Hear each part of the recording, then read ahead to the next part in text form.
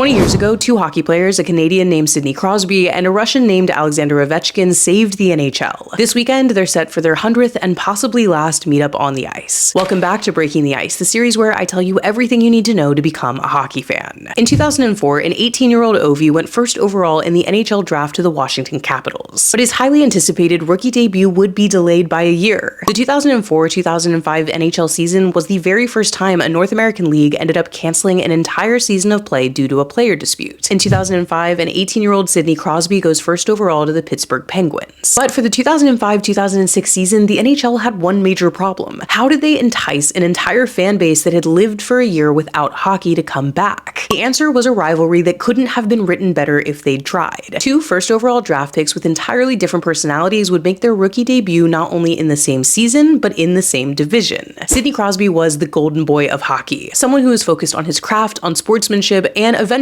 would become the kind of guy that had a documentary based on his lake house and how he recovered. On the other side, you have Alexander Ovechkin, a cocky, loud goal scorer whose pregame routine consists of a foot-long Subway sandwich, hot Cheetos, and a bottle of Coca-Cola. Early on in their matchups, Sid criticizes Ovi's celebrations for being over the top. Ovi says that Sid talks too much. Sid ends their rookie season with 102 points spread across 39 goals and 63 assists. But Ovi takes home Rookie of the Year with 106 points spread across 52 goals and 54 assists. It's the first time since the 92-93 season that two rookies have scored over 100 points. Over the next 20 years, the rivalry between them can be broken down by stats and goals and points, and all of those are really impressive. But the biggest thing that hypes this rivalry is the fact that neither of them can get to the Stanley Cup without facing the other. Sid and Ovi have met in the Stanley Cup playoffs 4 times, and every single time the winner of their series went on to hoist the cup above their heads. Sid has done it 3 times in 2009, 2016, and 2017, but Ovi has done it the most recently in 2018. But as their rivalry, records, and accomplishments has expanded over the last 20 years, the thing that has always stood out is how much fun they have playing against each other and how much they have grown to respect each other. Last year, when Ovi scored his 895th goal, breaking Wayne Gretzky's record, the Penguins honored him at their stadium at their next home game. And after the game, Sid and Gino gifted him a Rolex. And after Ovi scored his 900th goal, Sid congratulated him during warm-ups, though he did criticize the fact that it was scored on a backhand. This might be Ovi's final season in the NHL, and if so, these 2 games that they're playing this weekend will be the last time that the two of them meet. When asked about that possibility, Sid said that he's been thinking about Ovi a lot, and that it's been an honor to play against him. Ovi talked about the fact that their rivalry made history, and that it saved the league. And while I personally hope Ovi has at least one more season in him for a proper farewell tour, if this weekend is the last time the two of them meet on the ice, it will go down as one of the greatest rivalries between 2 of the greatest hockey players in NHL history. Be sure to follow along for the rest of Breaking the Ice.